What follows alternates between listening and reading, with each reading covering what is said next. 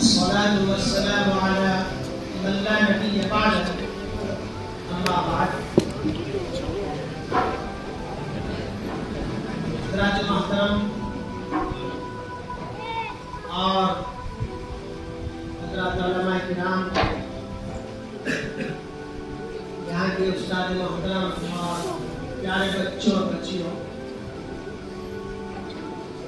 اس وقت ہم اور آپ یہاں اللہ کے گھر میں کسی معمولی عمل کے لیے جمع نہیں ہے. یہ وہ اونچا عمل ہے جس کے تعلق سے آپ نے مجھ سے پہلے حضرات علماء کرام کے بیانات سماعت کیے ہیں. اللہ تعالی ہم سب کو عمل کی توفیق عطا فرمائے. اصل تو توفیق ہے اور عمل ہے. اور مجھے یقین ہے کہ آپ کی اس اہم مسجد کے اندر، جہاں غالباً اس سے پہلے سن 2023 میں قرآن کریم بچوں نے اچھی خاصی تعداد میں پورا کیا تھا، اور اس میں بھی مختلف جگہوں سے حضرات علماء کرام تشریف لائے تھے اور دستار فضیلت اور بچیوں کو رضا سے نوازا گیا تھا. آپ غور فرمائیں،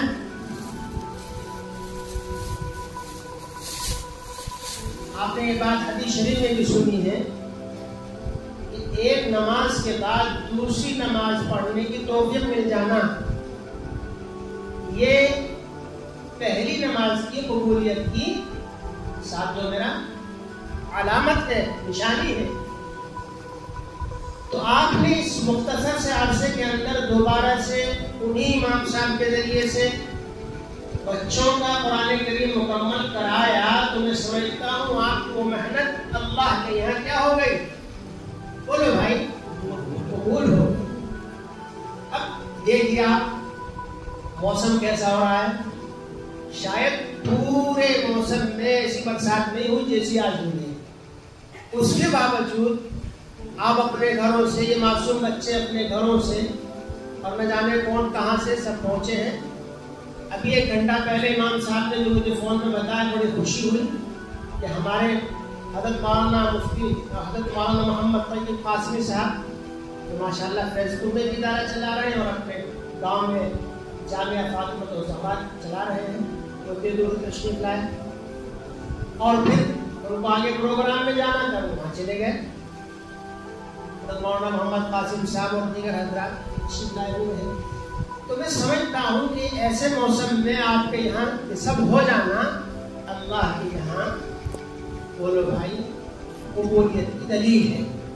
اب اس پر ہمیں ایک طرف تو خوش ہو جانا چاہیے، لیکن دوسری طرف اپنی کمر کو مزید مضبوط کرنا ہے. جب کسی جگہ کسی کا کوئی کام چل جاتا ہے، کوئی پروڈکٹ اس کا قبول ہو جاتا ہے، مارکیٹ میں مقبول ہو جاتا ہے، تو اس میں اور محنت کوشش کرتا ہے. تو آپ کے سامنے 2 دلیلیں میں نے پیش کر دی. آپ کی ذمہ داری بنتی ہے کہ جیسے اب تک ہم اپنے یہاں کے نظام کو، مسجد کے نظام کو، مکتب کے نظام کو لے کر چل رہے تھے، اسے اور منظم اور مستحکم کرنا ہے.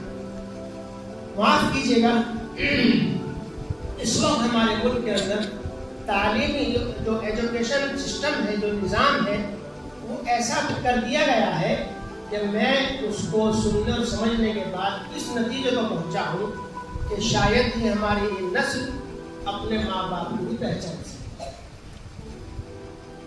اب تیاری کرنی ہے، اب اسکول جانا ہے، اب آنا ہے، اور پھر جناب عالی دوستوں سے ملاقات کرنی ہے، اور پھر جناب عالی ٹیوشن پڑھنا ہے، اور اب یہ کرنا ہے. یعنی اس نظام کو ایسا مرتب کیا ہے تاکہ بچہ اپنی مذہبی تعلیم سے دور ہو جائے. آپ کو حیرانی ہوگی ایسے حالات کے اندر میں جو عرض کیا کرتا ہوں یہ ہے کہ ہم نہیں منع کرتے آپ اسکول کا بھیجیں، اسکول بھیجیے، ضروری ہے. قانون بنے تب بھی ضروری ہے، نہ قانون بنے تب بھی ضروری ہے. اس میں سب سے اچھی بات یہ ہے کہ ہمارے انہی مکتبوں کے اندر، انہی مسجدوں کے اندر، انہی مدرسوں کے اندر ایسا نظام ہو کہ وہاں جانے کی ضرورت پیش نہ آئے. بہت سے اداروں میں ہو رہا ہے, قابل مبارکباد ہے وہ ادارے, لیکن ایسا نہیں کہ خدا نہ خاصہ وہ حکومت کے مخالف ہیں. جتنے بھی ادارے ہیں, چاہے یہ مسجدیں ہیں, یہ مکتب ہیں, خانقاہیں, دینی مراکز ہیں, یہ حکومت کے معاون ہیں. میں کہتا ہوں کہ اگر حکومت سے ہم مطالبہ کر لیں اپنے اماموں کی تنخواہوں کا, اپنے مدرسین کی تنخواہوں کا, اور اس کے اسٹاف کے معاملہ ہوتا ہے ان کی سیلری کا, تو سوچیں کس پر بدل پڑے گا؟ حکومت پر بدل پڑے گا. آپ سب قابل مبارکباد ہیں کہ اپنی اس چڑھنی چورنی سے یہ پورا نظام چلا رہے ہیں, گویا کہ حکومت کی مدد کر رہے ہیں. تو خیر میں عرض کر رہا تھا, اگر بچے کو, اگر نہیں بلکہ جا رہا ہے بچہ, سب بچیاں جا رہے ہیں, بچے جا رہے ہیں اسکول, ٹھیک ہے, لیکن آپ ان کو اگر کم سے کم 4 گھنٹے ان کے خالی کرتے ہیں, صبح کا 1 گھنٹہ جانے سے پہلے اور آنے کے بعد کے 3 گھنٹے آپ اپنے مکتب کے حوالے کرتے ہیں. ان 4 گھنٹوں کو ڈیوائڈ کر کے میں سمجھتا ہوں یہ ذمہ داران حضرات 7 سبجیکٹ ان کو پڑھائیں گے.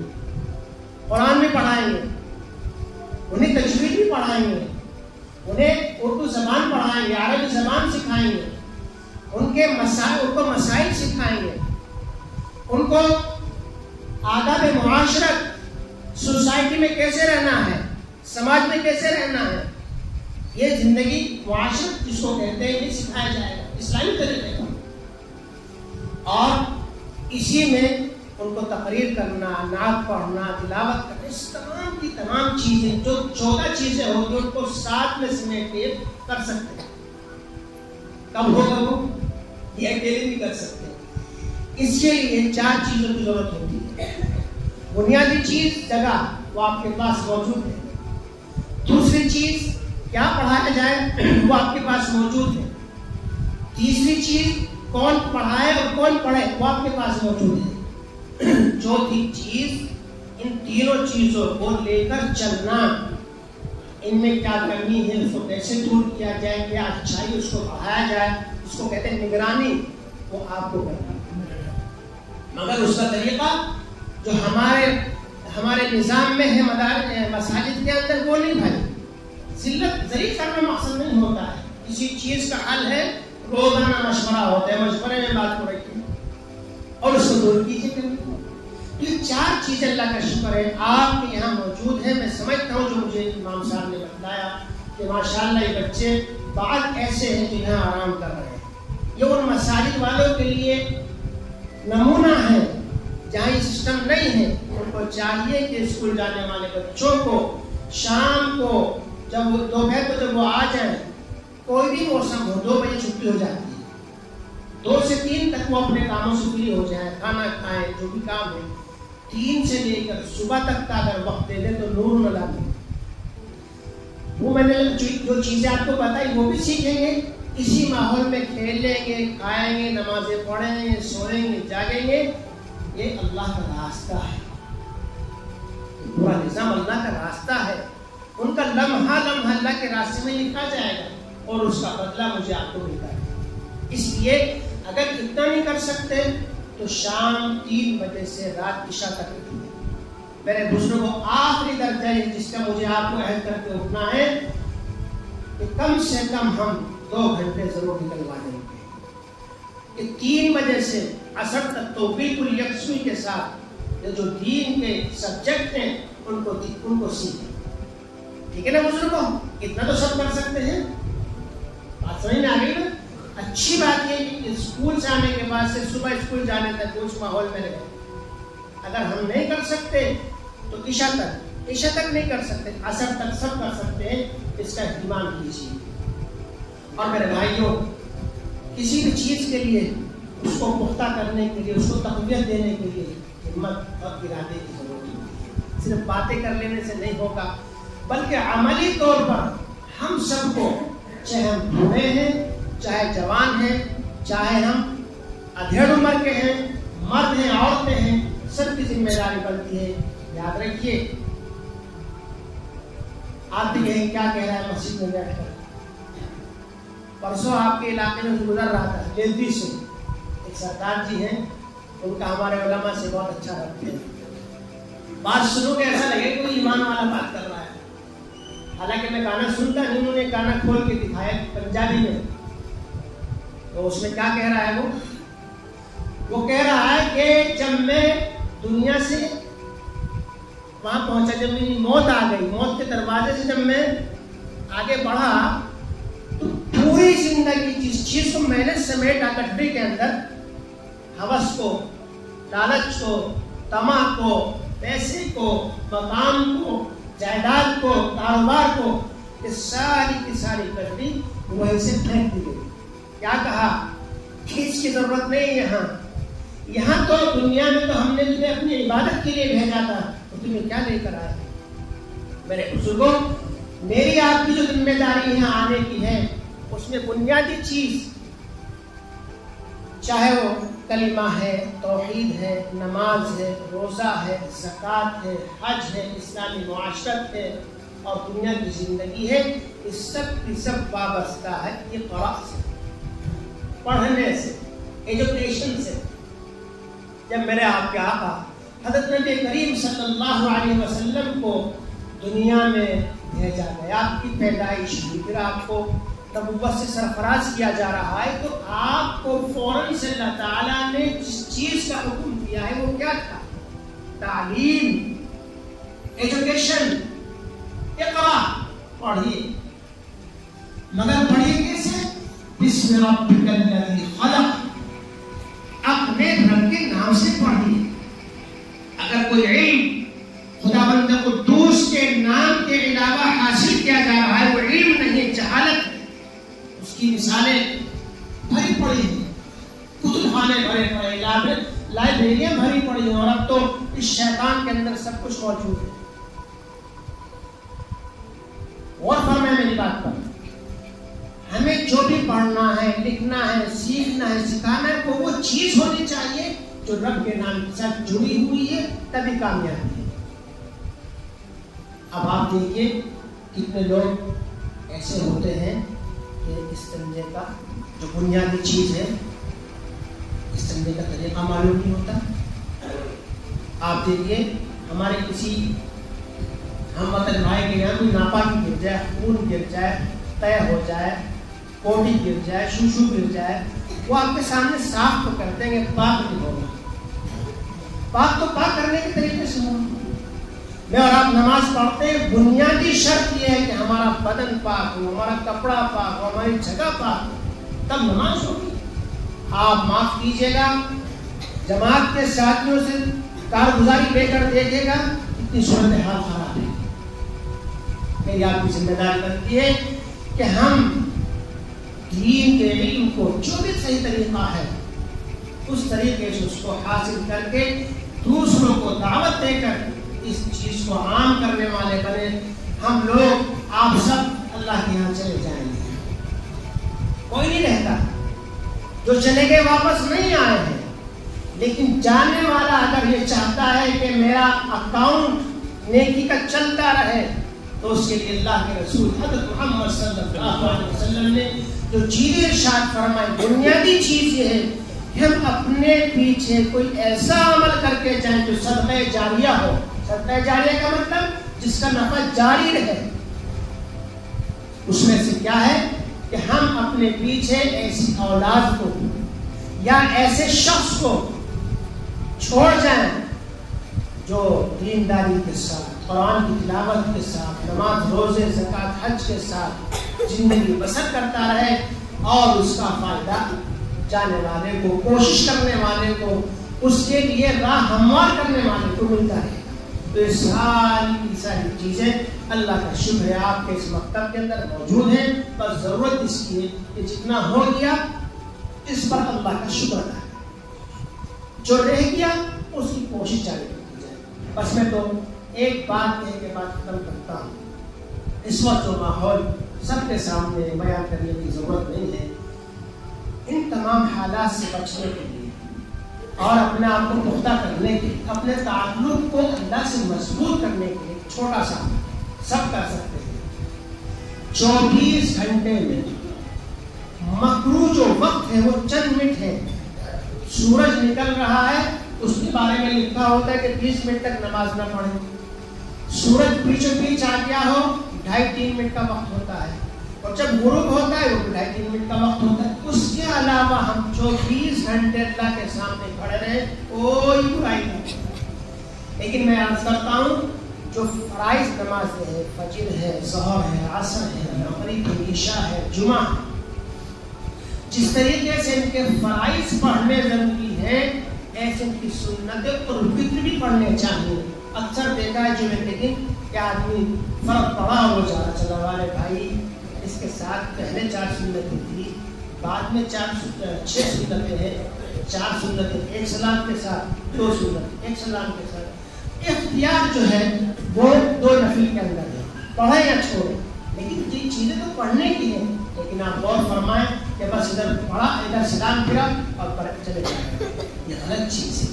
ضرورت اس کی ہے کہ جو ہماری ذمہ داریاں ہیں ان کو ہم صحیح طور پر پورے کرنے والے بنے, تبھی ہمیں نفع ہوگا. آج جو پریشان ہو رہے ہیں اس کی بنیادی وجہ یہ ہے کہ ہم اللہ کا پورا ادا نہیں کر رہے ہیں. سچی بتا رہا ہوں, اذان کو دھیان سے سننا, اس کا جواب دینا. آپ حق پر ہیں اس کی دلیل بتاتا ہوں. جب اذان ہوتی ہے سب سنتے ہیں, کیا سنتے ہیں؟ اذان ہو رہی ہے اور کتے, بولو بھائی,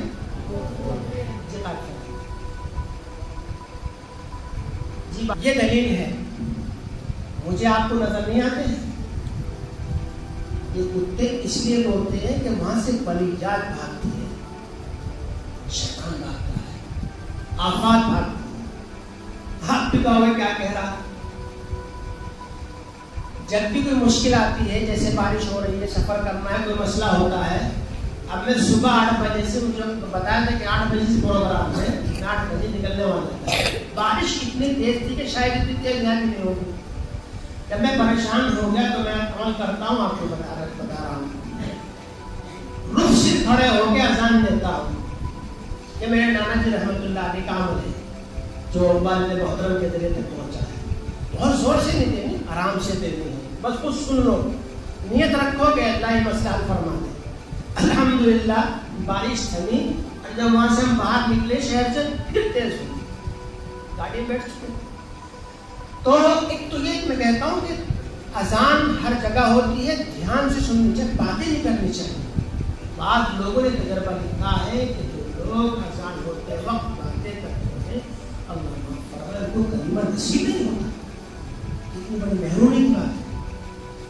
ایک تو کیا کرنا ہے بزرگوں, اذان دھیان سے سننی ہے, اذان کا جواب دینا ہے, اور اذان کے بعد اللہ سے دل ہی دل میں اپنی ساری ضروریات دنیا کی آخرت کی مانگ لینی. اس لیے کہ اللہ کے رسول فرماتے ہیں اذان اور نماز کے بیچ کا جو وقت ہے اس میں دعا قبول ہے. تو جو میں عمل بتانے جا رہا تھا وہ یہ ہے کہ بیچ میں بات آگے میں نے عرض کر دی کہ صرف 2 رکعتیں, کتنی 2 رکعتیں نفل کی پڑھنی ہے. وضو کرتے کرتے آپ نیت کر لیں گے, ضروری نہیں وہاں کھڑے ہو کے نیت کریں.